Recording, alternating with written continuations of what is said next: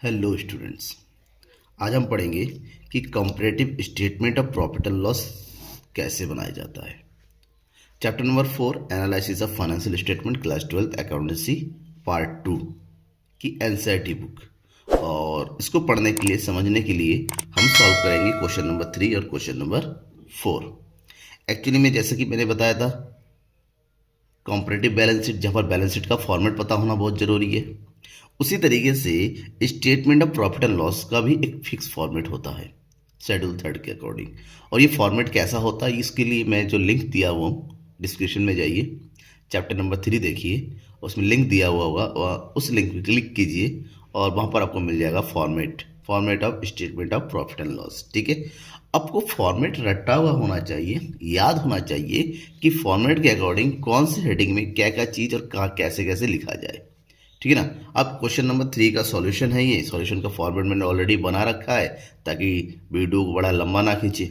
But आपको जो बना बनाया फॉर्मेट नहीं बनेगा, आपको फॉर्मेट आपके दिमाग में छापना होगा कि रेवेन्यू फ्रॉम ऑपरेशन, उसके जस्ट नीचे अदर रेवेन्यू, एक पॉइंट होता है, एक के बाद एक सीरियल होता है कि इसके बाद क्या आएगा, किसके बाद क्या होगा, इसके बाद कौन सा स्टेप होगा, वो आपको याद रखना होगा। ठीक है, तो चलिए क्वेश्चन नंबर 3 सॉल्व करते हैं और हम प्रिपेयर करते हैं। एक्चुअली में comparative statement of profit and loss कुछ नहीं है, बस आपको प्रॉफिट एंड लॉस का फॉर्मेट होना चाहिए, बाकी काम वही है जैसा कि हम कल इससे पहले वाले क्लास में किए थे। मतलब कॉम्परेटिव बैलेंस शीट में 2 ईयर का जो है प्रॉफिट एंड लॉस स्टेटमेंट का आइटम दे रखा होगा, एक्सपेंसेस एंड रेवेन्यू, उस दोनों का चेंजेस निकलना है, प्लस हो रहा है या माइनस हो रहा है, बाद में उसको परसेंटेज में कन्वर्ट करना है। बिल्कुल एज इट इज सेम ही है, मेन है फॉर्मेट। राइट, चलिए हम शुरू करते हैं। पहले क्वेश्चन देखते हैं। ये है question, prepare comparative statement of profit and loss from following information. 2 साल का दे रखा है, 16-17 और 15-16 का। 15-16 का आइटम पहले लिखेंगे, यहाँ सॉल्यूशन करते वक्त 16-17 का बाद में लिखेंगे, बस इतना ध्यान में रखिएगा। फ्रेट आउटवर्ड है, बेजेस है, मैन्युफैक्चरिंग एक्सपेंसेस है। अकॉर्डिंग टू आवर फॉर्मेट इस नाम से हमारा कोई भी एक्सपेंस नहीं होता है, बस हमें ये पता होना चाहिए कौन सी हेडिंग में कौन सा एक्सपेंसेस आएगा। जैसे ये वेजेस है, वेजेस हमेशा क्या आता है, एम्प्लॉय बेनिफिट एक्सपेंसेस में आता है। मैन्युफैक्चरिंग एक्सपेंसेस ये हमेशा किस में आएगा, परचेज वाले में आएगा। ठीक है, जिसको हम बोलते हैं purchase of stock in trade. Freight outward, ठीक है ना, ये अलग अलग आइटम्स है और उस आइटम, इसके आगे इन्फॉर्मेशन दे रखा है, stock adjustment, cash purchase, credit purchase, return inward, gross profit, carries outward, machinery, 10% depreciation on machinery, interest on short term loans, 10% debenture, profit on sale of furniture, loss on sale of office car, tax rate, ये tax है last में। Net profit calculate करने के लिए जो profit before tax होता है उसमें से माइनस किया जाता है। देखिए दोनों का अलग अलग, एक का 40% है और एक का 50% है। ठीक है, अब हम इसको सॉल्व करेंगे, लेकिन ध्यान में रखिएगा सॉल्व करने से पहले आपको वर्किंग नोट तैयार करना हो कि जो आइटम आपको चाहिए अकॉर्डिंग टू फॉर्मेट, जैसे कि यहाँ फॉर्मेट दिया हुआ revenue from operation, other revenue, जो एक्सपेंसेस जो आइटम वहाँ दे रख के किसी भी नहीं, हमें पता होना चाहिए यहाँ पर किस आइटम में किस तरह से कौन कौन सी चीज़ों की एंट्री करें। ठीक है, समझ में आया। तो हम सबसे पहला हम क्या निकालना होता है, रेवेन्यू फ्रॉम ऑपरेशन। अब रेवेन्यू फ्रॉम ऑपरेशन कैसे कैलकुलेट करेंगे वो देखते हैं। यहाँ करेंगे हम वर्किंग नोट।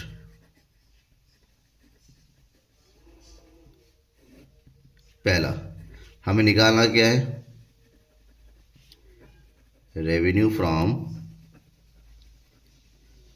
ऑपरेशंस, इसको हम नेट सेल भी बोलते हैं। नेट सेल्स मतलब बेचने से क्या, और इसके लिए हमें एक फार्मूला यूज करना पड़ेगा, जो आइटम दे रखा है वो हो जाएगा purchase plus manufacturing expenses plus change in inventories plus gross profit minus sales. ठीक है, और ये सेल्स रिटर्न, ये हो गया। क्योंकि 2 ईयर का है, दोनों ईयर का अलग अलग निकालेंगे। सबसे पहले हम निकालते हैं 2016 का। 2016 में परचेज कितना है, बुक में देखिए सब कुछ दिया हुआ है। परचेज वगैरह सब, कैश परचेज और क्रेडिट परचेज दोनों दे रखा है। तो हमें यहाँ पर क्या लेना है, cash purchase and credit purchase. आप यहाँ पर केवल और केवल कैश परचेज को लीजिए, सॉरी दोनों को ऐड करके लीजिए। दैट इज़ तुम्हारा कि आपका कितना हो जाएगा, ये 60,000 प्लस 20, क्योंकि परचेज की बात करें total purchase, plus manufacturing expenses कितना दे रखा है 20,000, प्लस चेंज इन स्टॉक कितना दे रखा है, देखिए स्टॉक एडजस्टमेंट के नाम से दे रखे हैं यहाँ पर। स्टॉक एडजस्टमेंट कितना दे रखा है 16 का हम देख रहे हैं 30,000, प्लस ग्रॉस प्रॉफिट भी गिवन है 90,000, और उसमें से हम रिटर्न इनवर्ड जिसको सेल्स रिटर्न बोलते हैं 4,000 माइनस कर देंगे। और इतना करने से हमारे पास कितना आ रहा है 2,16,000, ये आया 2016 का। अब निकालेंगे 2017 का, सेम भाई सेम आइटम, ठीक है। ये हो जाएगा आपका 80,000 plus 60,000 plus gross manufacturing expenses दिया हुआ है 50,000, और चेंज इन स्टॉक ये दिया हुआ है माइनस में, दैट इज़ माइनस का 60,000, ब्रैकेट का मतलब माइनस में होता है, ठीक है। और ग्रॉस प्रॉफिट गिवन है यहाँ पर, द ग्रॉस प्रॉफिट इज 30,000, ये भी दे रखा है माइनस में, यानी कि लॉस है।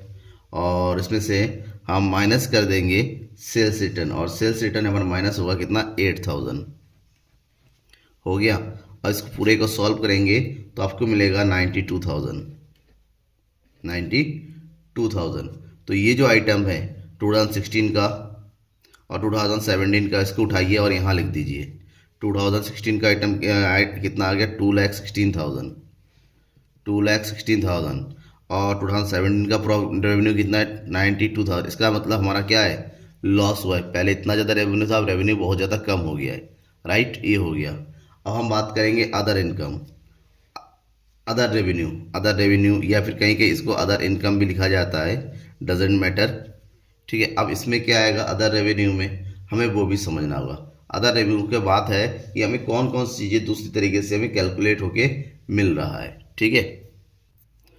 अब अदर इनकम में क्या चीज़ रखा है, देखिए लास्ट क्वेश्चन के लास्ट में लिखा है profit on sale of furniture, furniture को सेल किया प्रॉफिट हुआ, इसके अलावा कहीं पर कोई प्रॉफिट नहीं दे रखा, उसके नीचे देखा लॉस। आप कहेंगे सर लॉस को तो माइनस करना चाहिए, बट लॉस यहाँ नहीं आएगा, लॉस आएगा अदर एक्सपेंसेस में, ठीक है। यहाँ पर अब अदर इनकम में लिख दीजिए 10,000 और 2017 का सेम है 20,000, ठीक है। इतना हो गया। अब इसको कैलकुलेट कर लेते हैं। 2,16,000 में से 92,000 माइनस कर देंगे तो हमारे पास नेट लॉस हो जाएगा 1,24,000 और 10,000 बढ़ के इतना हो गया और इंक्रीज हो गया यहाँ पर 10,000, ठीक है। अब इन दोनों को टोटल कीजिए 2,26,000, इन दोनों का टोटल करेंगे 1,12,000। अब इन दोनों का डिफरेंस इन दोनों का टोटल के बराबर आना चाहिए, ठीक है। ये लोग 1,14,000, वो भी किसमें, नेगेटिव में। अब हमें क्या करना है, इसका परसेंटेज चेंज करना है, और परसेंटेज चेंज करने का फॉर्मूला आपको पता ही है ना, जो एब्सोल्यूट चेंज होता है, जैसे 1,24,000 multiply by 100 divided by previous year, पहले वाला 2,16,000 कैलकुलेट करेंगे तो आ जाए। इससे इसको कैलकुलेट करेंगे, 0 से 0 काट देंगे, इससे ये काट देंगे, और 260 से इसको डिवाइड करेंगे तो हमें मिलेगा 57.4, ठीक है ना। तो यहाँ लिखेंगे हम 57.4%, लेकिन ये नेगेटिव में है तो ब्रैकेट में बंद कर देंगे। और ये 10,000 था, 10,000 ही चेंज हुआ है तो ये 100% चेंज हुआ है, ठीक है ना। अब इसी तरह से परसेंटेज कैलकुलेट करते चलेंगे। अब 1,14,000 2,16,000 का कितना परसेंट होगा, ये भी माइनस में आएगा, दैट इज़ 50.4%। ये आपको कैलकुलेट करते हुए चलना है। यहाँ तक हो गया। अब आगे बढ़ते हैं। अब क्या निकालना है, purchase of stock in trade. Purchase of stock in trade कितना है हमें वो देखना है। Purchase of stock in trade में क्या आएगा, आपने कितना परचेज किया, इसमें कैश परचेज भी आएगा और क्रेडिट परचेज दोनों आएगा। आप देखिए कैश परचेज और क्रेडिट परचेज, 2016 में कैश परचेज दे रखा है 60,000 और क्रेडिट परचेज दे रखा है 20,000, दोनों का ऐड करेंगे तो ये हो जाएगा 80,000। सेम ईयर 2017 में परचेज 80,000 और क्रेडिट परचेज दे रखा है 60,000, दोनों का टोटल करेंगे ये हो जाएगा 1,40,000। ठीक है ना। एम्प्लॉय बेनिफिट एक्सपेंसेस, एम्प्लॉय को आप कितना पेमेंट कर रहे हैं, एम्प्लॉय को आप क्या क्या दे रहे हैं, और यहाँ पर एम्प्लॉय को देने के जो आइटम है वो दे रखा है बेजेस। ठीक है, अब बेजेस कितना दे रखा है अपने 16 में है 5000 और 17 में है 10,000। बुक आपके पास है, देखिए पास में किनारे यहाँ पर दे भी रखा है ये। अब आइटम देखते रहिए। इसके बाद आइटम आएगा change in inventory. Change in inventory किस नाम से दे रखा है यहाँ पर, stock adjustment.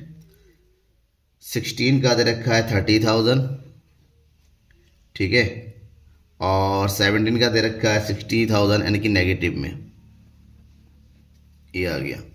Finance cost, finance मतलब होता है लेन देन, जैसे इंटरेस्ट हो गया, डिविडेंड हो गया, उससे रिलेटेड जो खर्चा होता है, जो आप दूसरों को इंटरेस्ट वगैरह पेमेंट कर रहे हैं। और यहाँ पर देखिए 2-3 चीज़ें हैं, कैलकुलेट करना पड़ेगा हमें फाइनेंस कॉस्ट का, ठीक है ना। इसके लिए हमें वर्किंग नोट में आना पड़ेगा। वर्किंग नोट कर लेते इसका। पॉइंट नंबर 2, फाइनेंस कॉस्ट, ठीक है। फाइनेंस कॉस्ट में क्या क्या आ जाएगा, फाइनेंस कॉस्ट में आ जाएगा interest on short term loan. आपने जो शॉर्ट टर्म लोन लिया उसका इंटरेस्ट बनेगा, प्लस यहाँ पर जो डिवेंचर है, इंटरेस्ट ऑन 10% डिवेंचर। दोनों ईयर का अलग अलग कैलकुलेट करेंगे।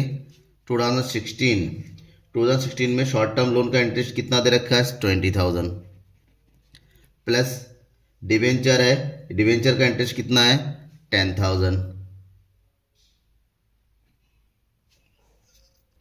डिवेंचर है 10,000 और डिवेंचर का 10% इंटरेस्ट होगा, कितना आ जाएगा 1,000, दैट इज 21,000, ये आ गया। 2017 का कैलकुलेट कीजिए। शॉर्ट टर्म लोन पर इंटरेस्ट कितना दे रखा है, यहाँ पर भी सेम 20,000 है, और यहाँ पर डिवेंचर है 20,000 का 10%, दैट इज 2,000, तो ये हो जाएगा 22,000। इसको लिखे कहाँ पर, ये हो जाएगा 16 का 21,000 और ये हो जाएगा 22,000। ये कंप्लीट हो गया।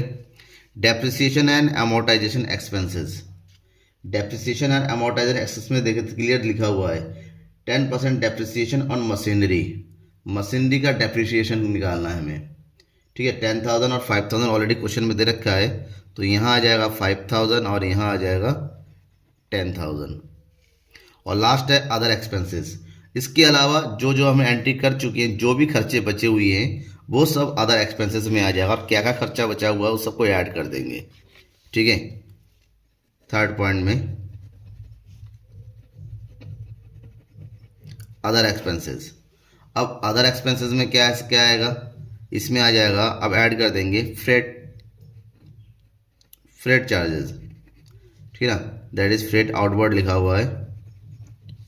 और इसके अलावा और क्या लिखा हुआ है, कैरीज आउटवर्ड है, ठीक है, कैरीज आउटवर्ड। इसके अलावा एक लॉस हो रहा है, loss on sale of car. इन तीनों को ऐड कर देंगे। 2016 में कितना आइटम दे रखा है, फ्रेट दे रखा है 10,000, कैरीज है 10,000 और लॉस ऑफ कार है 60,000। टोटल ऐड कर देंगे, दैट इज 80,000। 17 का फ्रेट दे रखा है 20,000, प्लस कैरीज आउटवर्ड भी कितना दे रखा है 20,000 और सेल ऑफ कार दे रखा है 90,000, तो ये हो गया 1,30,000। और इसकी एंट्री यहाँ करेंगे 80,000 और ये हो गया 1,30,000 हो गया। अब चेंजेस करते हैं। 80,000 से 140 हो गया, कितना इंक्रीज हो गया 60,000। 5 से 10 हो गया, 5,000 का इंक्रीज हो गया। 30 का 60 हो गया, ये नेगेटिव आ गया, यानी कितना नेगेटिव हो गया, प्लस माइनस माइनस, तो ये करेंगे हम कितना 90,000 का चेंज हुआ है नेगेटिव। यहाँ पर 1,000, 5,000 और ये हो गया 50,000, ठीक है। परसेंट में चेंज करेंगे 60,000, 80,000 का 60,000 कितना परसेंट होता है वो कैलकुलेट करेंगे आप, दैट इज 75%। ये हो जाएगा 100%, ये होगा 3 3 9 यानी कि 300%, वो भी नेगेटिव में, ठीक है। ये हो जाएगा 100%, यहाँ पर भी हो जाएगा 100%, और 80,000 का 50,000 वो कितना होता है 62.5%, ठीक है। खाली परसेंटेज कैलकुलेट करना। अब क्या करना है, जितने भी एक्सपेंसेस है सारे एक्सपेंसेस को टोटल करना है और यहाँ लिखना टोटल एक्सपेंसेस, ठीक है, टोटल एक्सपेंसेस। और ये टोटल एक्सपेंसेस आ रहा है 2,21,000, इधर आया 2,52,000, ठीक है। और इन दोनों का चेंज करेंगे, बीच का डिफरेंस निकालेंगे, दैट इज 31,000। 2,21,000 का कितना परसेंट होगा कैलकुलेट करेंगे रफ में, दैट इज 14.03% हो गया। नेक्स्ट स्टेप, नेक्स्ट क्या करते हैं, इसमें जो टोटल एक्सपेंसेस है उसको माइनस कर देते हैं टोटल रेवेन्यू से। कहाँ है टोटल रेवेन्यू, ये यहाँ पर, ठीक है ना।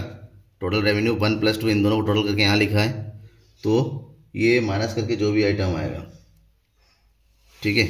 और माइनस करके 2,16,000 में से माइनस कर देंगे 2,21,000, तो रेवेन्यू कितना जनरेट हुआ, प्रॉफिट 50,000। 17 में 1,12,000 से माइनस कर दीजिए 2,52,000, और 2,52,000 माइनस करेंगे तो ये नेगेटिव में आएगा 1,40,000, ठीक है। और नेगेटिव है तो यहाँ पर भी नेगेटिव आएगा, कितने का लॉस हो गया, प्रॉफिट हुआ था 5,000 का, यहाँ पर लॉस हुआ 140, यानी कि नेट लॉस कितना हुआ, दैट इज 1,35,000। परसेंटेज में कन्वर्ट करेंगे, ये कितना आ जाएगा, ये आ जाएगा दैट इज 166%, ठीक है। अब इसमें से टैक्स पेमेंट करना है। टैक्स पेमेंट कितना है, 2016 का 50%, 50% मतलब 250, 2,500, 2,500। और इसका जो लॉस में से कभी टैक्स पेमेंट किया है तो डैश कर देंगे, तो ये हो जाएगा हमारा कितना, नेगेटिव पॉइंट आ रहा है ये, दैट मीन्स 100% नेगेटिव, ठीक है। अब प्रॉफिट आफ्टर टैक्स कितना हो जाएगा, 2,500। यहाँ पर पूरा का पूरा लॉस है 1,40,000 का, दैट मीन्स नेट लॉस कितना हो जाएगा 1,37,000, चेंजेस जो हो रहा है दैट इज़ 500। और इसका कैलकुलेट कीजिए, दैट इज़ कितना परसेंट हो जाएगा,